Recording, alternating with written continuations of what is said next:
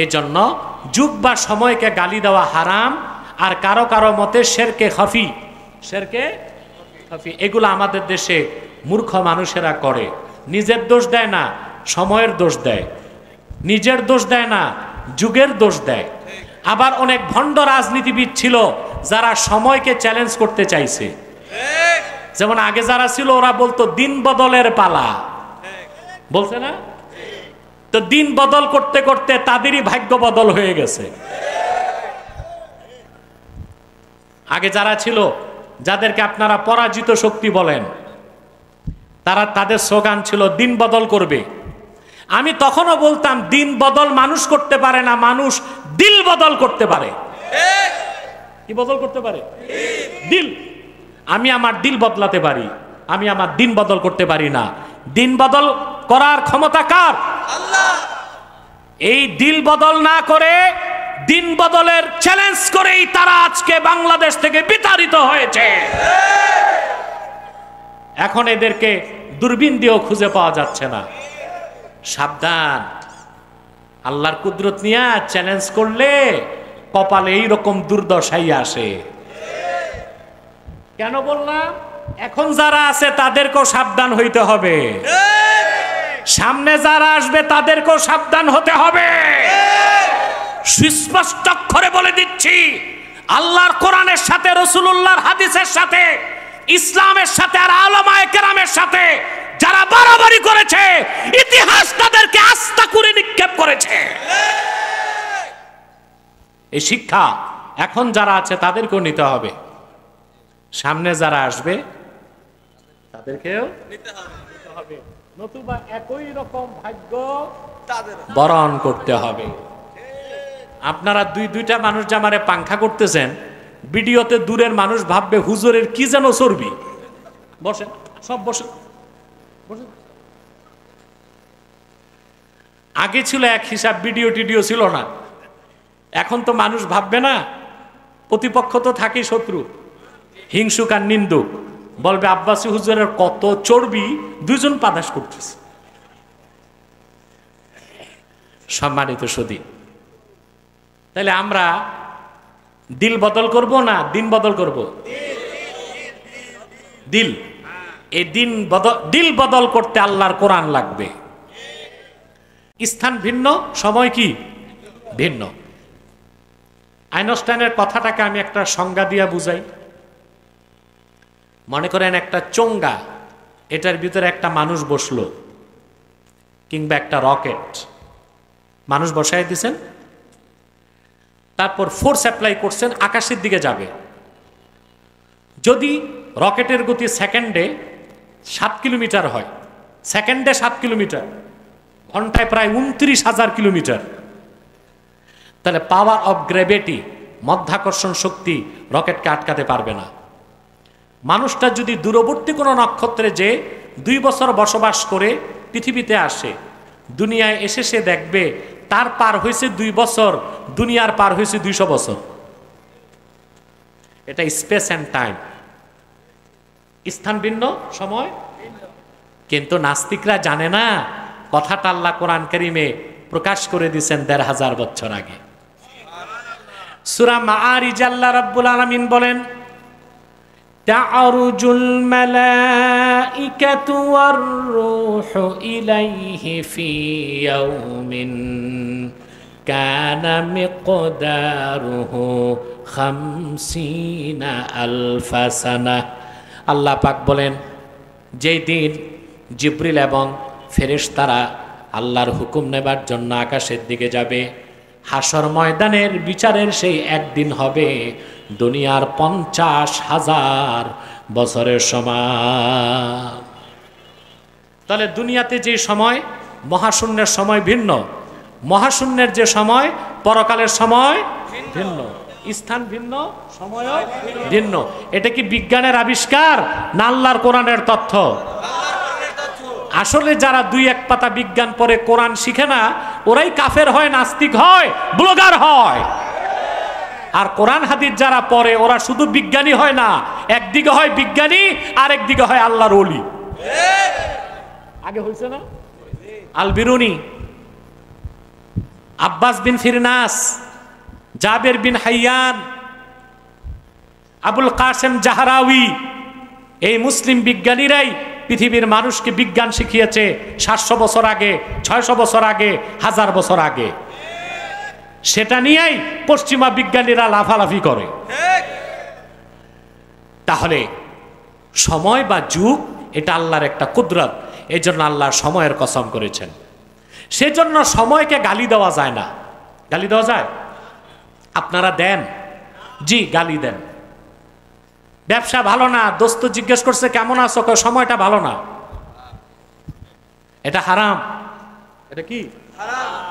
আবার বলে কাল ভালো না, কাল ভালো, চাল ভালো না। जमाना खराब है, जमाना तो ठीक है, तुम्हारा अखलाक खराब है। जमाना ठीक আছে, তুমি খারাপ হইছো।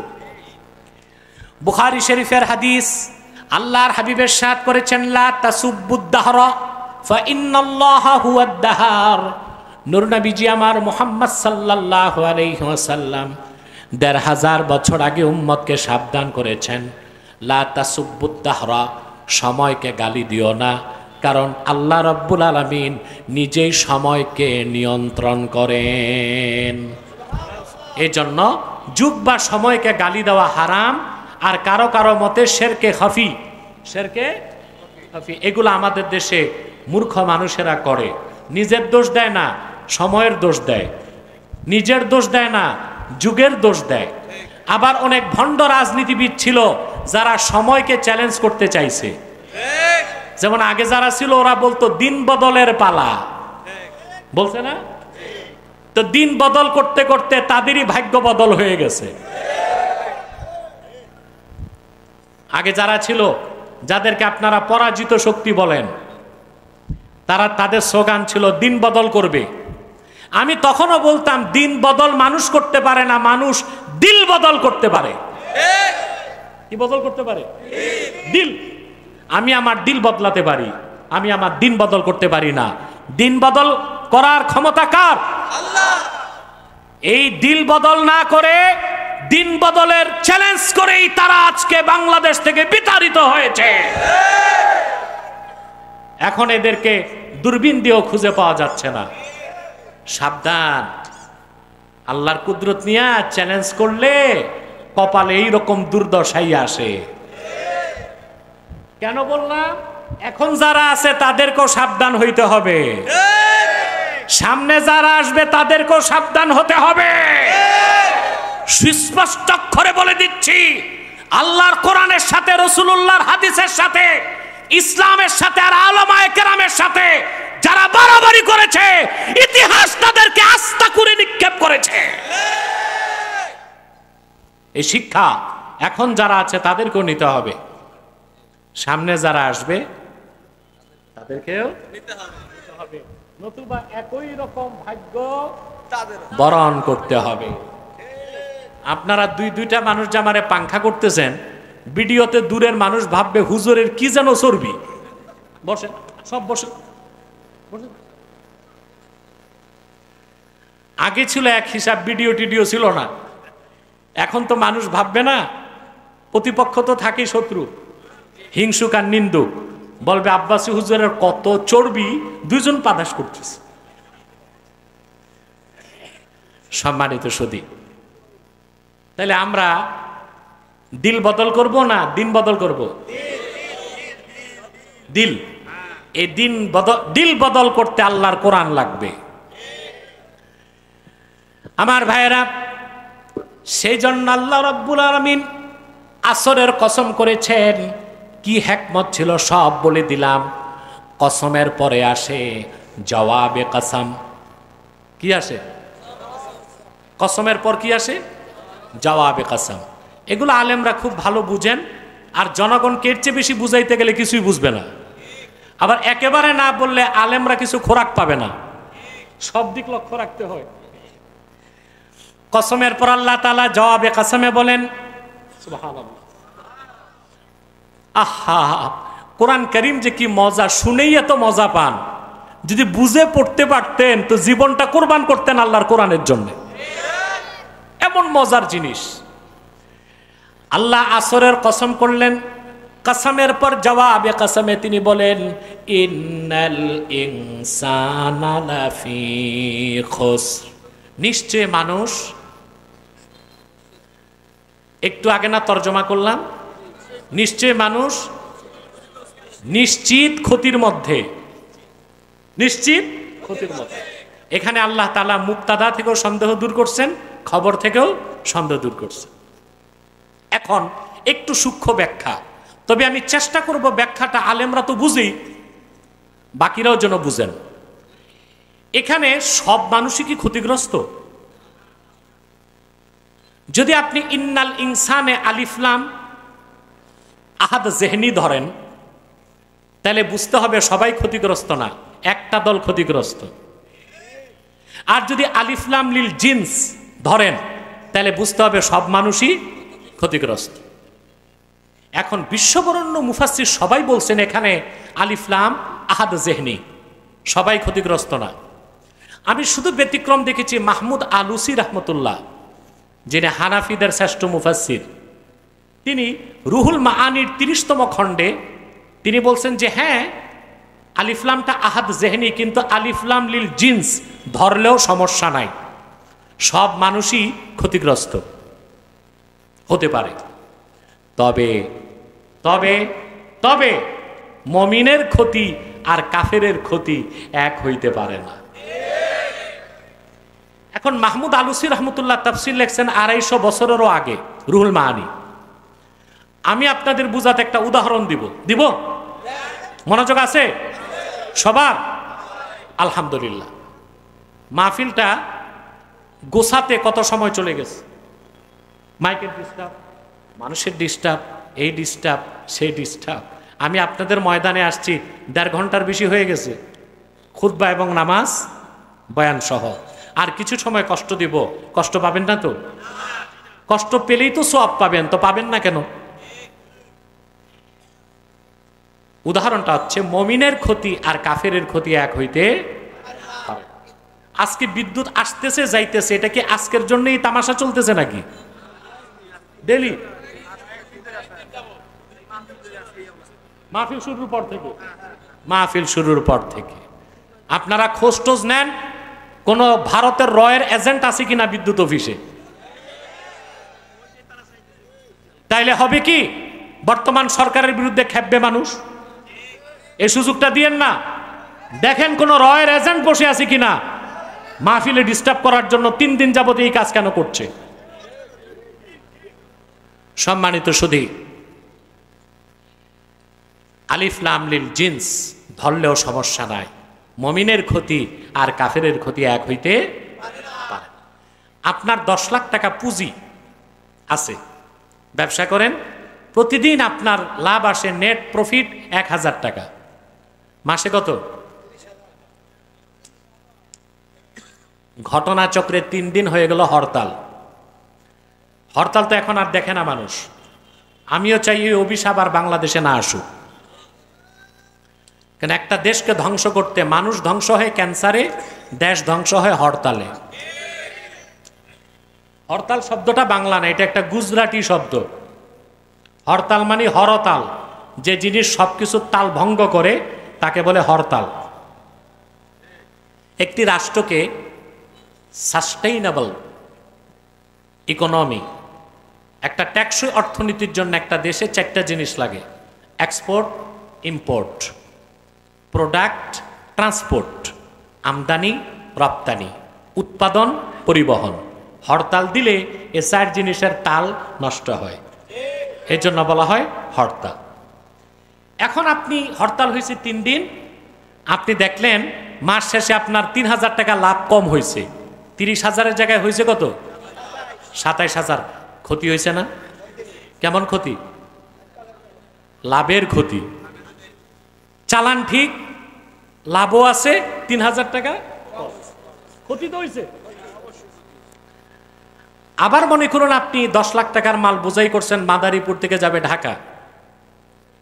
যমুনা পার হবার পরে, পদ্মা সেতু পার হবার পরেই দুর্বৃত্ত পেট্রোল বোমা মারছে, আগুন ধরে ট্রাক, মাল, ড্রাইভার, কন্ডাক্টর সব জ্বলে ছাই। ক্ষতি হয়েছে? কেমন ক্ষতি? চালান নাই, চালান। মুমিন মুসলমান যদি ঈমান আনে, ঈমানটাই বড় চালান। তারপরে সে যত নেক আমল করবে, ব্যবসায় তার লাভ হবে, গুনার কাজ করলে লস হবে। কিন্তু যদি মোটেও তার আমল নামায় আমল না থাকে, ঈমান নামের চালান থাকার কারণে কাল কিয়ামতে সে কোনো একদিন জান্নাতে যেতে পারবে। কিন্তু কাফের মুশরিক তাদের ঈমান নাই, তার মানে চালান নাই। যতই নেক আমল করুক, পরকালে অনন্তকাল জাহান্নামে জ্বলতে হবে। এই জন্যে মুমিনের ক্ষতি আর কাফেরের ক্ষতি এক হইতে পারে না। আমরা অধিক সংখ্যক মুফাসসিরের মতই নিব, সেটা হচ্ছে আলিফ লাম আহাদ জেহনি, এখানে সবাইকে আল্লাহ ক্ষতিগ্রস্ত বলেন নাই। এখন একটা প্রশ্ন হচ্ছে, মুমিনের ক্ষতি হচ্ছে কম, অস্থায়ী, আর কাফেরের ক্ষতি স্থায়ী। লাভ আর ক্ষতির কথা কেন আসলো? তাইলে কি আমাদের সাথে আল্লাহ তাআলার কোনো ব্যবসা আছে নাকি? আন্দাজি না কইেন না, যেহেতু প্রশ্নটা লাভ ক্ষতি, তাহলে বোঝা যায় এখানে ব্যবসার বিষয়। কথা বলে না। নাস্তিকরা আলেম ওলামাকে বলে ধর্ম ব্যবসায়ী। আমি জবাবে বলি, হ্যাঁ আমরা ধর্ম ব্যবসায়ী না, তবে ব্যবসায়ী। আমাদের ব্যবসা আমাদের মালিক আল্লাহর সাথে। কাফের মুশরিক নাস্তিকদের ব্যবসা আমেরিকার সাথে, দিল্লির সাথে, ইসরায়েলের মুসাদের সাথে, আর উম্মতে মুহাম্মাদীর ব্যবসা তাদের মালিক আল্লাহ তাআলার সাথে। আছে না ব্যবসা? এটা কি আমার কথা? কোরআনে কারীমে আল্লাহ তাআলা বলেন, ইয়া আইয়ুহাল্লাযীনা আমানু হাল আদুল্লুকুম আলা তিজারাতিন তুনজিকুম মিন আযাবিন আলীম তুমিনুনা বিল্লাহি ওয়া রাসূলিহি ওয়া তুজাহিদুনা ফি সাবিলিল্লাহি বিআমওয়ালিকুম ওয়া আনফুসিকুম যালিকুম খায়রুল লাকুম ইন কুনতুম তা'লামুন। ব্যবসার কথা কে বলেন? স্পিকার দুটা চালায় দাও না, স্পিকার গুলো চালাচ্ছে না। ডিব্বা ডিব্বা বেটা, এই ডিব্বা চালাও, বক্স চালাও। এটার ইংরেজিতে বললেও বুঝবে না, ওর চালান নাই তো। মাইক হচ্ছে 1.5 ব্যাটারি, দিবে কোত্থেকে?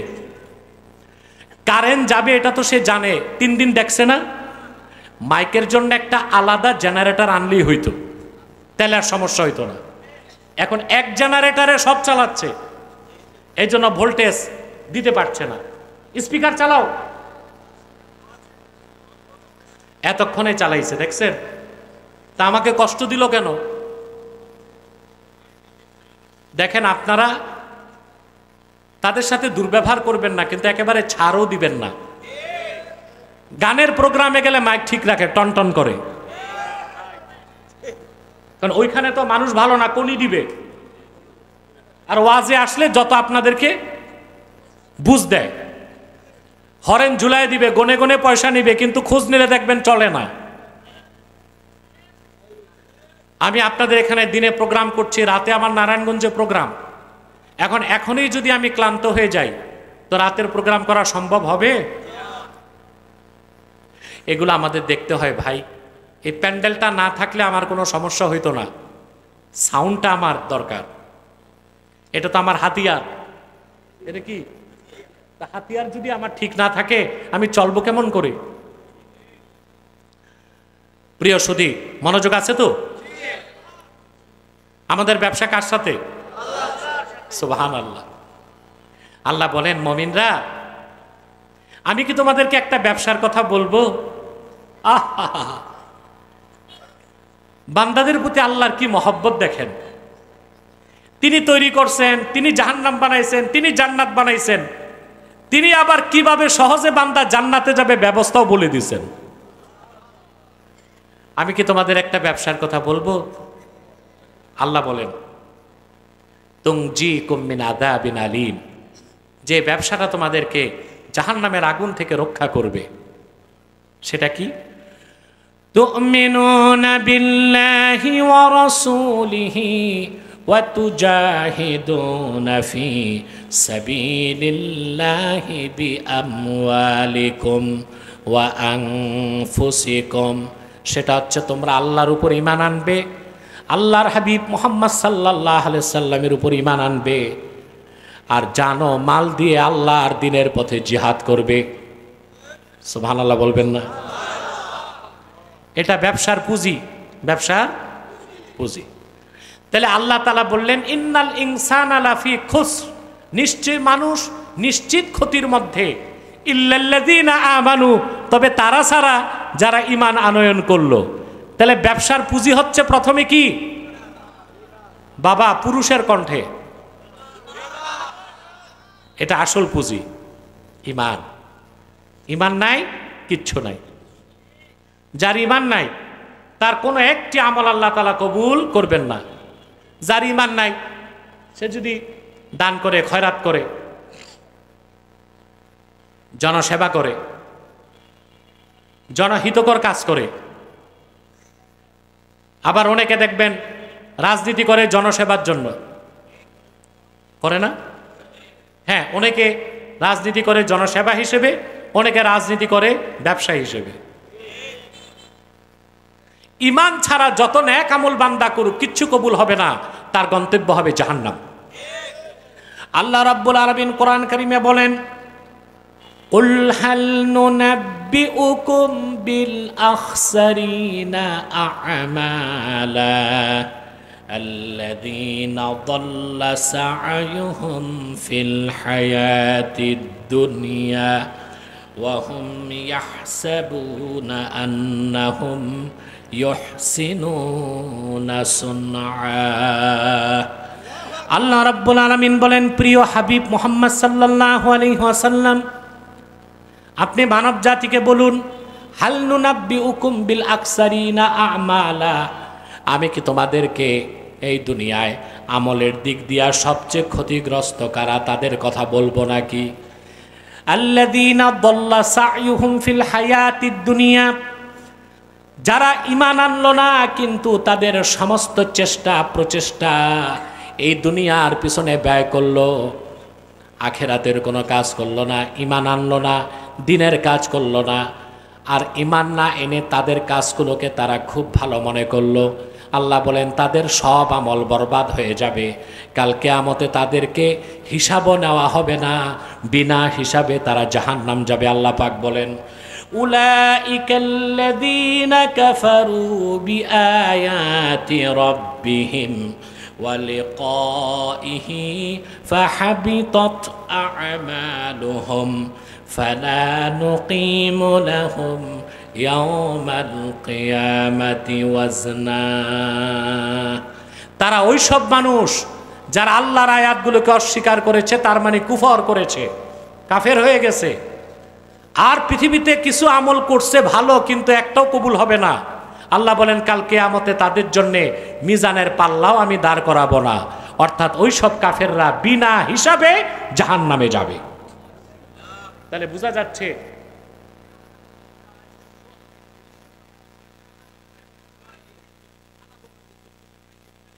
একটা মাইকও চলে না, আমি তো বুঝতেছি একটা মাইকও চলে না।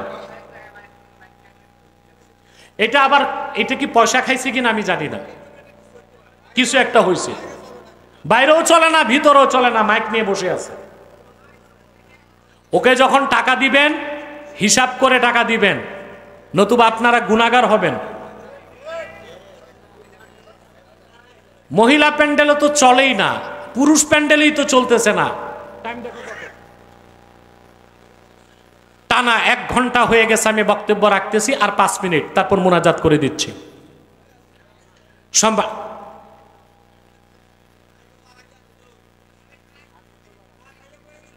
জি, তারপরে তো 1 ঘন্টা চলে গেছে, আর কিছু সময়।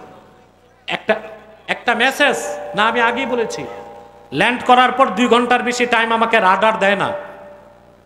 তো জুমা হয়েছে, খুতবা হয়েছে, 1 ঘন্টা বয়ান হয়ে গেছে, যথেষ্ট হয়ে গেছে না? এখন আর কিছু কথা শুনে আমরা মুনাজাত করব ইনশাল্লাহ। সম্মানিত সুধী, তাহলে ক্ষতির থেকে বাঁচার জন্য ব্যবসা লাগবে। ব্যবসা কার সাথে? ওই ব্যবসার পুঁজি কি? সুবহানাল্লাহ। ঈমান অর্থ বিশ্বাস। ঈমান অর্থ কি? এখন যদি প্রশ্ন আসে ঈমান অর্থ যদি বিশ্বাস হয় তো কি কি বিশ্বাস? প্রশ্ন আসে না? আমি যে বলতে থাকি আখেরাতের বিশ্বাস, কিতাবের উপর বিশ্বাস, ফেরেশতাদের বিশ্বাস, কবরের বিশ্বাস, মিজানের পাল্লার বিশ্বাস, তো সারা দিন রাত পার হয়ে যাবে, শেষ করা যাবে? তবে আমার কাছে একজন মহান ব্যক্তির সংজ্ঞা আছে। ওই ব্যক্তিটা যেই সেই কেউ না, ইমাম আজম আবু হানিফা রহমতুল্লাহ। ওনার সংজ্ঞাটা দিচ্ছি এক বাক্যে, এত সহজ সংজ্ঞা, এত ছোট যেন হৃদয়ে লালন করে বাড়ি যাইতে পারেন। বিশ্ববরেণ্য ইমাম আবু হানিফা রহমতুল্লাহ বলেন, আল ঈমানু হুয়া মুজাররাদু তাসদীকি রাসূলিল্লাহ। সুবহানাল্লাহ। শুধুমাত্র আল্লাহর হাবিব, আল্লাহর আখিরি নবী, নবী রাসূলগণের মাথার তাজ মুহাম্মদ সাল্লাল্লাহু আলাইহি ওয়াসাল্লামের রিসালাতকে বিশ্বাস করার নামই হলো ঈমান।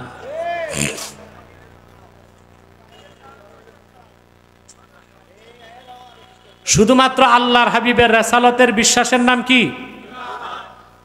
তো প্রশ্ন আসে না, শুধু আল্লাহর হাবিবের রিসালাত বিশ্বাস করলেই যদি মুমিন হওয়া যায়, তাহলে আখিরাতের বিশ্বাস কই? পূর্বের নবীদের বিশ্বাস কই? প্রশ্ন আসে না? আল্লাহর তাওহীদের বিশ্বাস কই? উলুহতের বিশ্বাস কই? রুবুবিয়তের বিশ্বাস কই? প্রশ্ন আসে কি না? এটার ব্যাখ্যা আছে। ব্যাখ্যা হচ্ছে, ঈমানটা হবে আল্লাহ রসুলের রিসালাত কি বিশ্বাসের অর্থ আল ঈমানু বিমা জাআ বিহি মুহাম্মাদুন সাল্লাল্লাহু আলাইহি ওয়াসাল্লাম উলিমা জারুরাতান। আল্লাহর আখিরি নবী মুহাম্মদ সাল্লাল্লাহু আলাইহি ওয়াসাল্লাম আজ থেকে ১৫০০ বছর আগে আল্লাহর পক্ষ থেকে যা কিছু এনেছেন তার সবটুকুন বিনা প্রশ্নে বিশ্বাস করার নাম হলো ঈমান। তার মানে মুহাম্মদ সাল্লাল্লাহু আলাইহি সাল্লামের রিসালাতকে যে বিশ্বাস করলো সে তো ৩০ পারা কোরআনকে বিশ্বাস করে নিল। আর ৩০ পারা কোরআন বিশ্বাস করলে আল্লাহর তাওহীদের বিশ্বাস, উলুহিয়তের বিশ্বাস, রুবুবিয়তের বিশ্বাস, আখেরাতের বিশ্বাস, নামাজের কথা, জাকাতের কথা, হজের কথা, পূর্বের নবীদের বিশ্বাস, ফেরেশতাদের বিশ্বাস, সব বিশ্বাস অন্তরে চলে আসে। শুধু আল্লাহর হাবিবের রিসালাত বিশ্বাস করলেই আল্লাহ ঈমানের সবগুলো শাখা বান্দার অন্তরে গেঁথে দিবে। মনে থাকবে? এটা ঈমান। এটা কি? এই ঈমানকে পরিপূর্ণ করতে আর ধরে রাখতে লাগবে আমলে সালেহ। ব্যবসার দ্বিতীয় পুঁজি হচ্ছে নেক আমল। আমি আপনাদের গ্রামের মানুষ আছেন অনেক, বুঝবেন না, সহজে বলছি। এই ঈমানটাকে পরিপূর্ণ করার জন্য খাঁটি মুসলিম হতে ব্যবসার দ্বিতীয় পুঁজির নাম কি? ওয়া আমিলুস সালেহাত। ঈমান আনলো, নেক আমল করলো। কিন্তু আমার দুঃখ আরেক জায়গায়, আমরা অধিকাংশ মুসলমান নেক আমল কি তা জানি না। সেজন্য আমাদের দেশের মানুষ নামাজও পড়ে, সুযোগ পেলে সুদও খায়, রোজা রাখে, রোজার দিন তারাবির পর বিচারে বসে ঘুষ খায়। মাতবররা, মোরলরা, এগুলো বোধহয় আপনাদের এলাকায় নাই? কম কম কম। ওই ঘুষখোর মাতব্বরের কাছে যাবেন বিচারের জন্য, রোজার দিন বলবে এখন না, তারাবির পরে। কারণ সে ভাবছে রোজা রাইখা ঘুষ খাই কেমনে। তো তারাবির পর বসে, একদিকে পান খায়, আরেকদিকে 2 দিক থেকে বাইপাস, অথচ দিনে রোজা রাখছে। আমার দেশের মানুষ নেক আমল বুঝে না, সেজন্যই নামাজ পড়ে সুদ খায়, নামাজ পড়ে ঘুষ খায়, রোজা রাখে, পাল্লায় ওজনে কম দেয়, হজ করে আসে হাজি সাহেব, কিন্তু আপন ভাইয়ের ক্ষেতের সীমানা ধাক্কাধাক্কি করে। তার মানে সে ন্যাক আমল বুঝে নাই। ন্যাক আমলের ব্যাখ্যা করতে যে বিশ্ববরণ্য মুফাসসির হাফেজ আল্লামা জালালউদ্দিন সুয়ুতি রাহমাতুল্লাহি আলাইহি তিনি তাফসীর জালালাইনের মধ্যে লেখেন, ন্যাক আমল কি, আমলে সালেহ কি, সেটা হচ্ছে ইমতিসালুল আওয়ামের ওয়া ইজতিনাবুন নওয়াহি। সুবহানাল্লাহ। ঈমান আনার পরে আল্লাহ তার হাবিব মুহাম্মদ সাল্লাল্লাহু আলাইহি ওয়াসাল্লাম যে আদেশগুলো করেছেন তা মেনে নেওয়া, আর যে নিষেধগুলো করেছেন তা ছেড়ে দেওয়া, তার নাম ইবাদত, তারই নাম আমলে সালেহ। বলেন সুবহানাল্লাহ। শুধু নামাজ পড়বেন, সুদ খাবেন তা হবে না, সব হুকুম মানতে হবে, সব নিষেধ ছাড়তে হবে। সুবহানাল্লাহ। হুকুমগুলো মানতে হবে, নিষেধগুলো ছাড়তে হবে। শুধু ব্যক্তি জীবনে না, ব্যক্তি জীবনে, সমাজ জীবনে, রাষ্ট্র জীবনে। আমরা কিন্তু কিছু মানুষ পরহেজগার আছে দেশে, নামাজ রোজা করে ব্যক্তি জীবনে, সুদ ঘুষ খায় না, কিন্তু সমাজ ও রাষ্ট্রে তাদের কোনো নিয়ন্ত্রণ নাই। আজকে বাংলাদেশে নতুন স্লোগান, রাষ্ট্র সংস্কার হবে, শোনেন না? তো রাষ্ট্র সংস্কার কিভাবে হবে আলেমরা কোনো কথাই বলতেছে না। ওনারা বসে আছে, বড় বড় রাজনৈতিক দল যা করে আমরাও একতে দেই তু বিহাজালিবাম। আলেমরা একটা কথা বলে যায়, কানে নেন, যে চান্স এসেছে আপনাদের বাংলাদেশে এখন, আগামী 50 বছরও আর এই সুযোগ পাবেন না। এখন 5ই আগস্টের পর থেকে দেশের আলেমদের কাছে আমার একটাই দাবি, বড় রাজনৈতিক দলের লেজুর ভিত্তি করলে হবে না। হেফাজত